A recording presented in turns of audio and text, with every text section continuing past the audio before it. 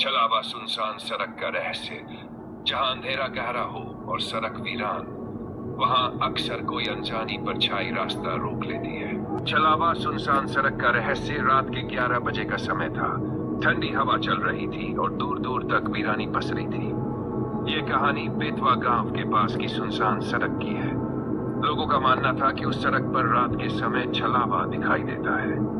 कोई कहता वह औरत बनकर रास्ता रोक लेता है, कोई कहता काले साये की तरह अचानक गाड़ी के सामने आ जाता है, लेकिन असलियत किसी ने ठीक से नहीं जानी। उस रात 3 दोस्त देव, किरण और नेहा बाइक पर उसी सड़क से गुजरने निकले।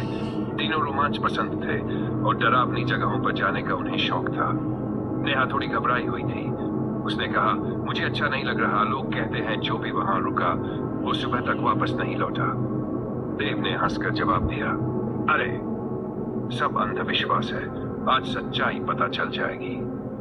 बाइक स्टार्ट हुई और सुनसान रास्ता शुरू हो गया। पेड़ों की परछाइयां लंबी होती जा रही थी। दूर दूर तक झिंगुरों की आवाज और हवा की सीटी जैसी ध्वनि के अलावा कुछ सुनाई नहीं दे रहा था। धीरे धीरे सड़क के दोनों ओर का जंगल और घना होने लगा। अचानक नेहा ने देव को रोकने को कहा, रुको, देखो सामने कोई खड़ा है। सड़क पर एक औरत खड़ी थी, सफेद कपड़े, खुले बाल और झुका चेहरा। देव ने हिम्मत दिखाते हुए बाइक आगे बढ़ाई, लेकिन जैसे ही वे पास पहुंचे औरत अचानक गायब हो गई।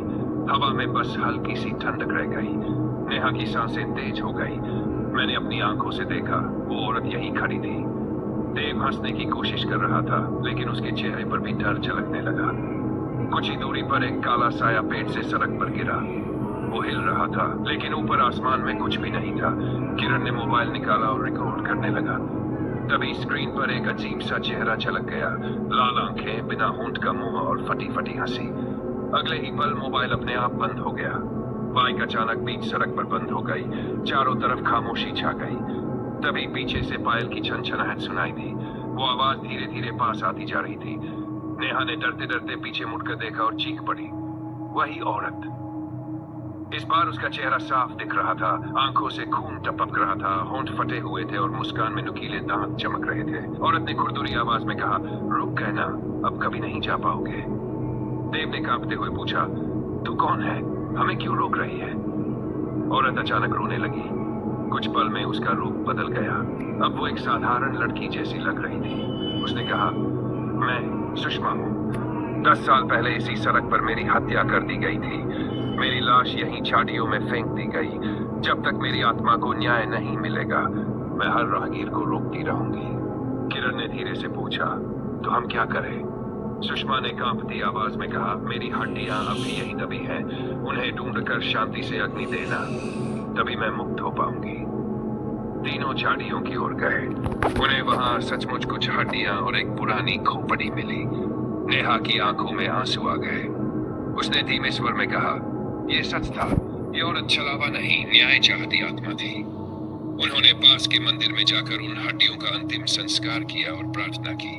जैसे ही चिता की राख हवा में बिखरी, सड़क पर फैला डरावना सन्नाटा खत्म हो गया। दूर खड़ी वही औरत मुस्कुराती हुई दिखाई दी, लेकिन अब उसके चेहरे पर शांति थी। धीरे धीरे वो धुंध में विलीन हो गई। सुबह होते ही तीनों वापस लौटे। देव ने कहा, लोग जिसे छलावा कहते थे वो असल में मदद मांगती आत्मा थी। किरण ने सिर हिलाया। कभी कभी डर सिर्फ रहस्य होता है जिसे सुलझाना पड़ता है। नेहा ने धीरे से कहा, अब ये सड़क कभी डरावनी नहीं होगी, क्योंकि उसकी आत्मा को शांति मिल चुकी है। अगर आपको ये डरावनी कहानी पसंद आई हो तो प्लीज इस वीडियो को लाइक और सब्सक्राइब करना ना भूलें। और हाँ, बेल आइकन भी दबाएं ताकि हमारी अगली डरावनी कहानी आप तक तुरंत पहुंचे।